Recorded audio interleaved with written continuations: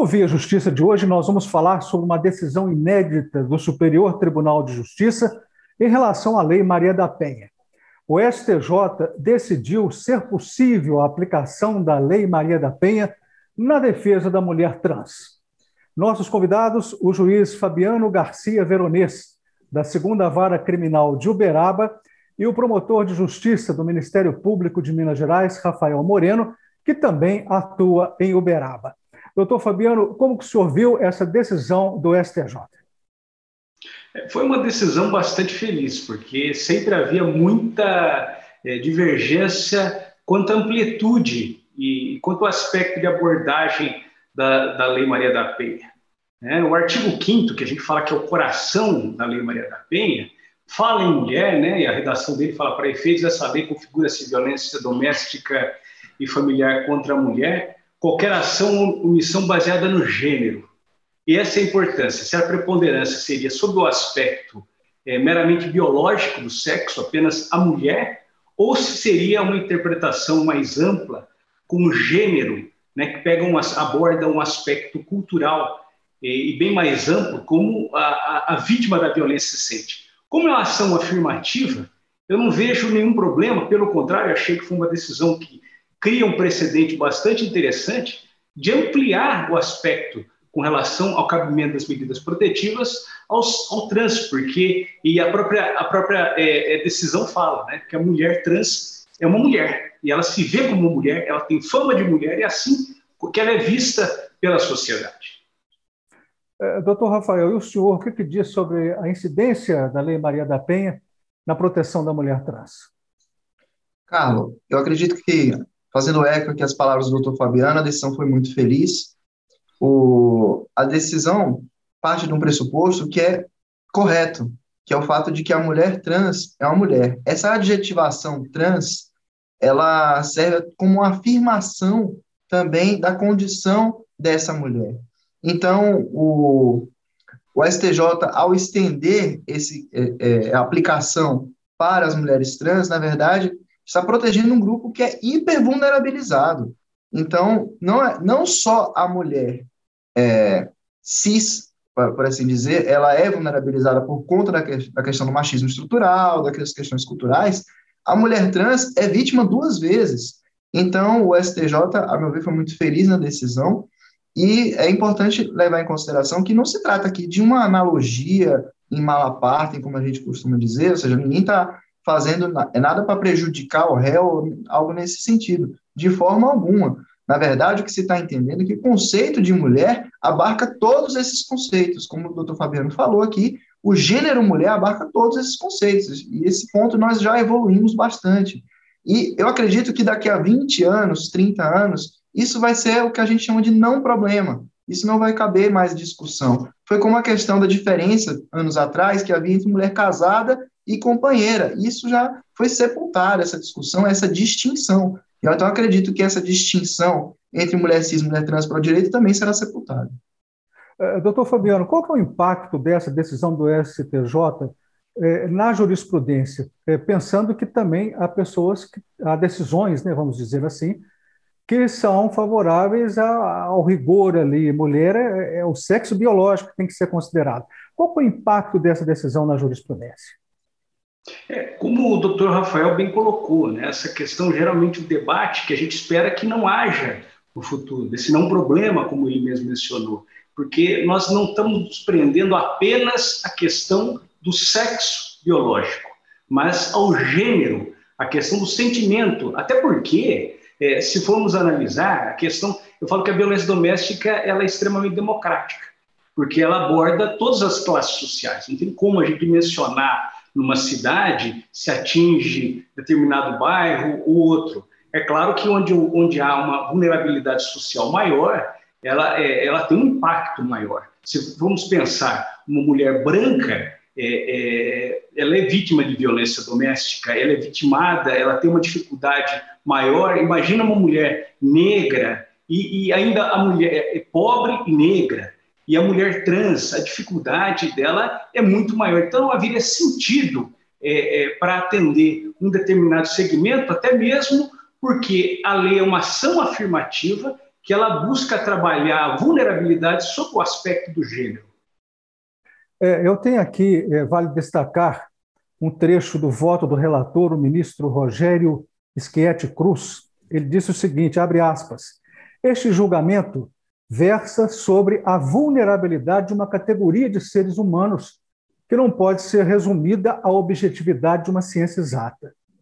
As existências e as relações humanas são complexas, e o direito não se deve alicerçar em discursos rasos, simplistas e reducionistas, especialmente nestes tempos de naturalização de falas de ódio contra minorias. Gostaria, doutor Rafael, que o senhor comentasse esse trecho do voto do ministro. Acredito, Carlos, que a decisão do ministro Schietti, o voto dele foi muito feliz ao abordar alguns temas específicos que o senhor citou agora, especificamente a questão do aumento do discurso de ódio, que nós estamos vendo a olhos vistos, né? Assim, é muito nítido que tem aumentado casos de discurso de ódio, não só de discurso, mas de violência. A gente sabe muito bem que o Brasil é um dos países que a violência à mulher trans que tem uma das taxas mais altas, então é importante que o Poder Judiciário, na sua função contra a majoritária, demonstre que está ali para proteger direitos, especialmente de grupos hipervulneráveis, que no caso seriam esse grupo que tem as mulheres trans. E outra coisa também que é importante falar é essa questão que ele fala da ciência exata. Então, nós aqui não estamos falando de uma relação binária de 0 e 1. Esse conceito já está superado. Quem ainda trabalha com esse conceito, na verdade, está usando isso para justificar o seu preconceito. Então, por conta disso, é importante frisar, e o ministro Schietti foi perfeito na sua fala, justamente isso, não é uma ciência exata, nós estamos tratando aqui de 0 e 1. Na verdade, a identidade de gênero, e aqui nós estamos sem entrar em nenhuma polêmica sobre isso, mas se trata de um espectro. E esse espectro, a pessoa se identifica de acordo dentro desse espectro. E não há simplesmente 0 e 1. Não, como eu disse, não há uma relação binária. Doutor Fabiano, gostaria que o senhor lembrasse como que foi o caso levado a juízo. Foi um pai contra uma filha. Sim, é uma filha trans, né? Aí a gente observa a questão, como o doutor Rafael e nós colocamos até há pouco, né? Desse problema ainda maior, né? Da vitimização da mulher trans, a dificuldade que ela enfrenta na própria sociedade e no núcleo familiar. Ali era o caso de uma filha trans, né? Que sofria abusos por parte do pai. Nós não podemos esquecer, e nós temos que lembrar a todo momento que nós ainda estamos saindo de uma pandemia, e esse período de pandemia a gente fala que é uma pandemia da violência doméstica.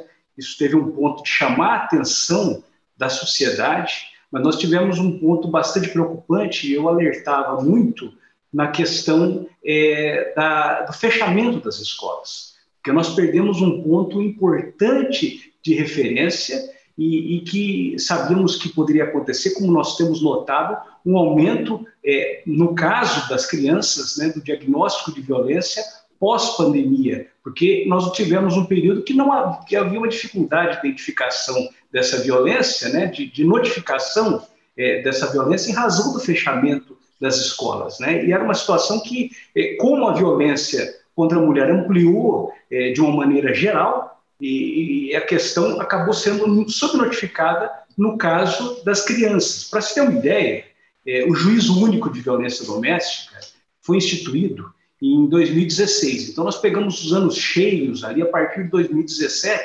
e o ponto principal de referência para nós são a questão das medidas protetivas.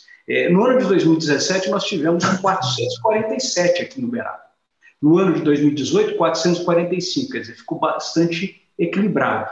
Já no ano de 2019, tivemos um salto para 656. Isso a gente atribui até mesmo ao conhecimento, à divulgação do trabalho que estava sendo feito. Mas em 2020, com a pandemia, nós tivemos um salto ainda maior, para 828, que permaneceu em 2021 com 857 concessões de medidas protetivas. Como que o senhor explica isso, doutor Rafael, esse crescimento? Esse crescimento durante a pandemia, ele não foi um fenômeno apenas de Uberaba, como o doutor Fabiano estava ressaltando aqui, na verdade foi um fenômeno mundial. Se você buscar isso, há notícias em sites de outros países, assim, de jornais de outros países falando isso, que a violência doméstica tem aumentado, aumentou durante a pandemia. Por quê? Porque as pessoas, obviamente, tinham que ficar em casa enquanto não se havia medidas de restrição ao contágio e depois a vacinação. E aí, por conta disso, os conflitos, eles foram potencializados. Aquela família já estava numa situação de vulnerabilidade e, muito provavelmente, era uma bomba que iria estourar mais cedo ou mais tarde. A pandemia só foi um catalisador, ela só acelerou, porque forçou as pessoas a ficarem em casa e fez com que, justamente, esses casos começassem a aumentar. Então, a pandemia, nesse caso, não é a culpada. Na verdade, ela é a gasolina numa fogueira que já existia.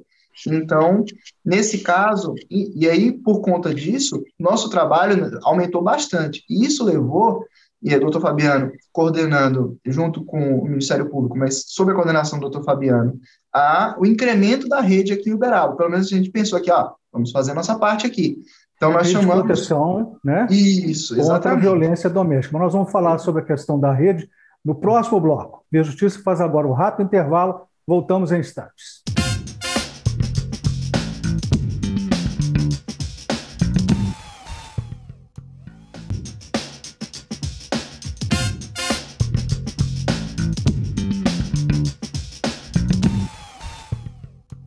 Estamos de volta com Via Justiça, hoje falando sobre uma decisão inédita do STJ, o Superior Tribunal de Justiça, em relação à Lei Maria da Penha. O STJ decidiu a possibilidade de aplicação da Lei Maria da Penha na defesa da mulher trans. Estamos falando também sobre a violência doméstica. Participam do programa o juiz Fabiano Garcia Veronês, da 2ª Vara Criminal de Uberaba, e o promotor de justiça Rafael Moreno, do Ministério Público de Minas Gerais, que também atua em Uberaba.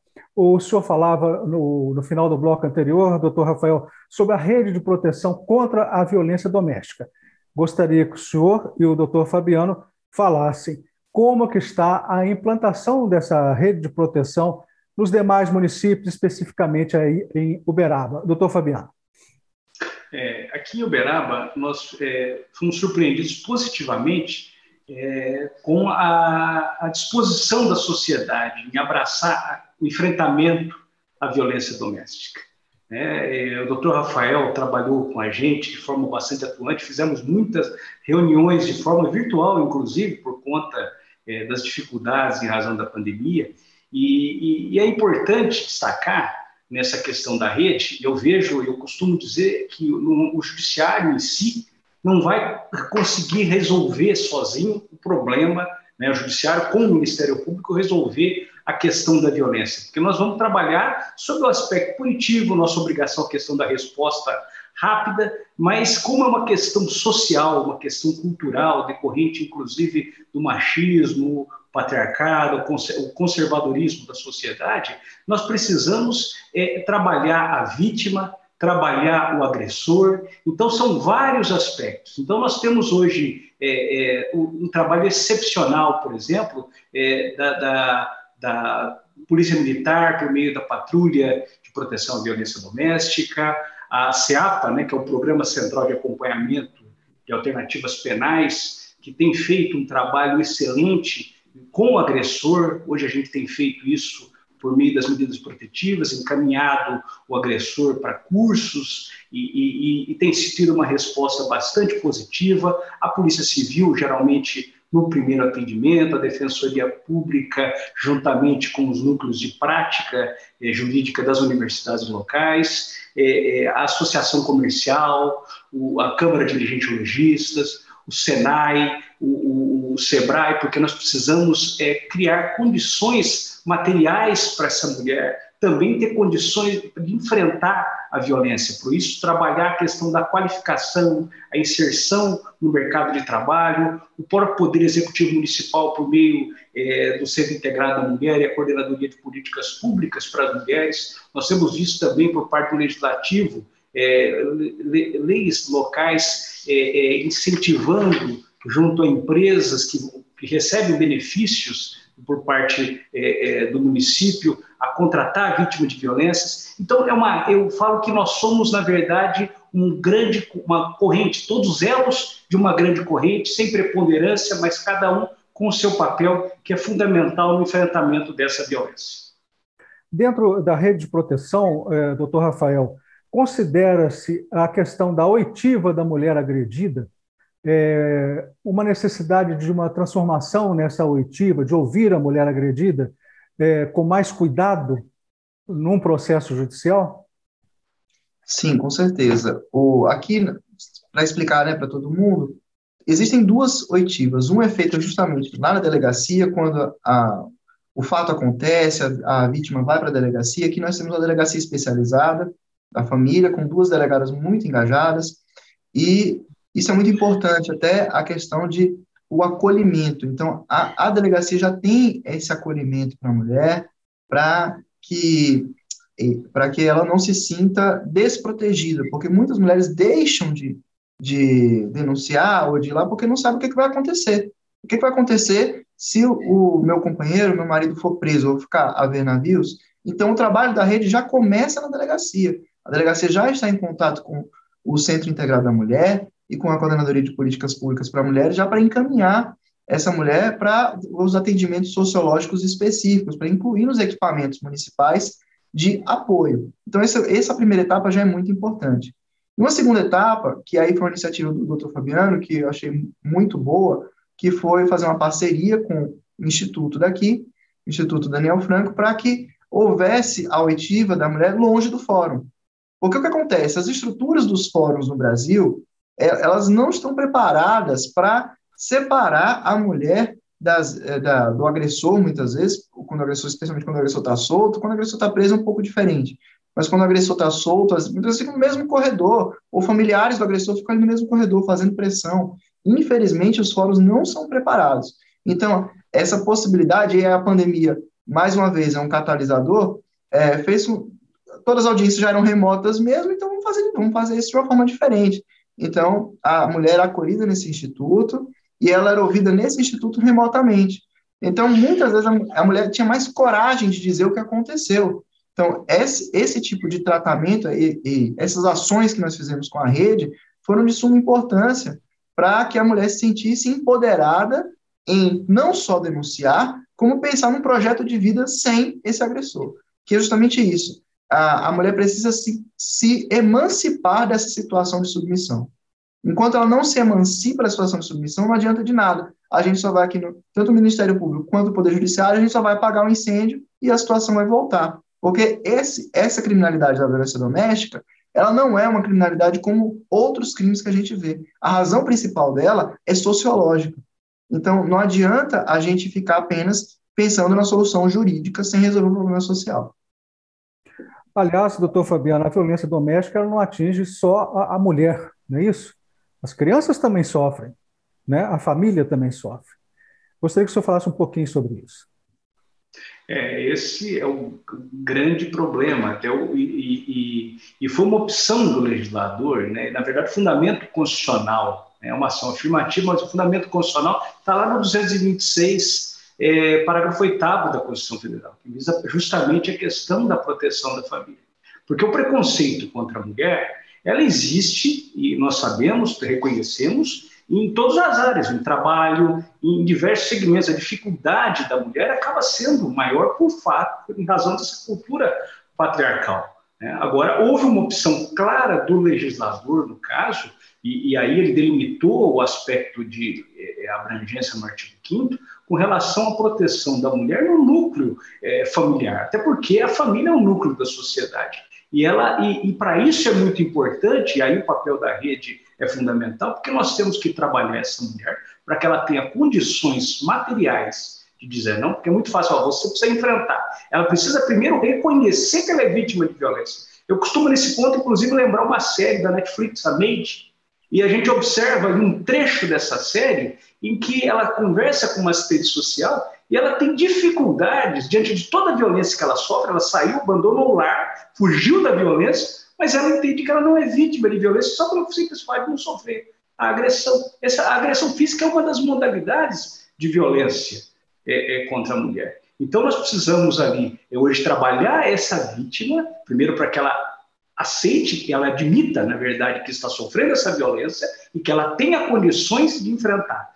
trabalhar o agressor para que também ele compreenda a exposição de violência que ele coloca a mulher, a dificuldade que ele gera na própria família, para que isso não a gente consiga cessar, e também, tão importante quanto, é trabalhar o filho dessa relação, porque, infelizmente, um filho de um lar agressor, ele tende a replicar esse comportamento no futuro.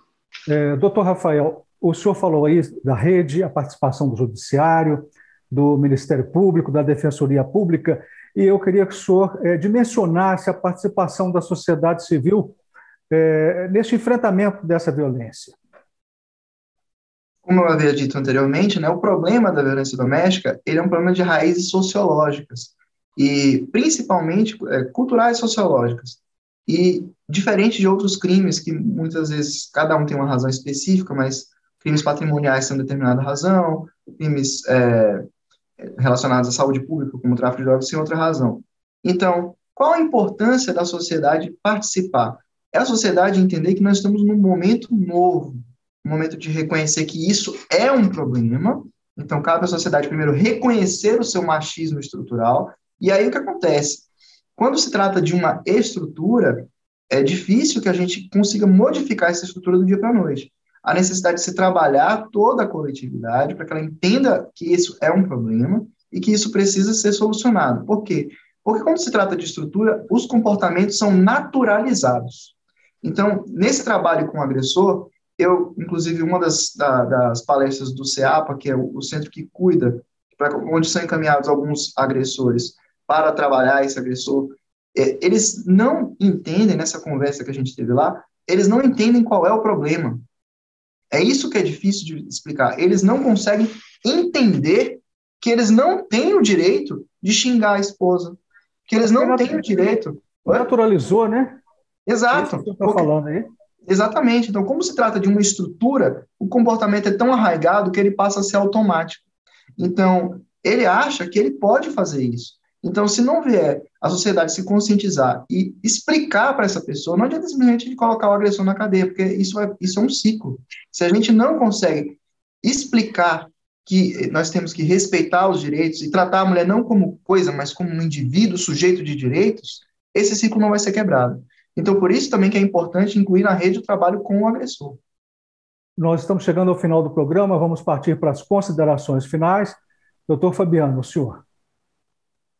Eu vejo que como extremamente positivo, né, essa recomendação 128 do CNJ, né, que é julgamento sob perspectiva de gênero, e aí eu puxo um gancho para aquilo que o Tribunal de Justiça de Minas Gerais já fez desde 2016 com a instituição, por meio da resolução 824, do juízo único de enfrentamento, para que o magistrado possa se especializar, poder fazer esse trabalho em rede, até mencionado aqui com o doutor Rafael com muita propriedade, mas também conhecer a vítima, se colocar no papel da vítima, ver a realidade que ela enfrenta para poder fazer um julgamento e trabalhar essa questão também da revitimização, evitar que a vítima sofra, porque uma vítima, o nosso direito, infelizmente, no direito penal, a vítima, ela acaba sendo vítima duas vezes quando ela precisa ser em juízo.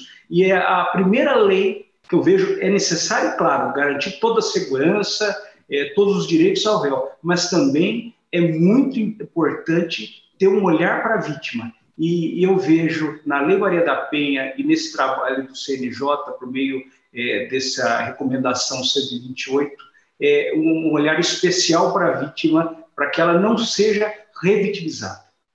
Senhor, agora, considerações finais, doutor Rafael.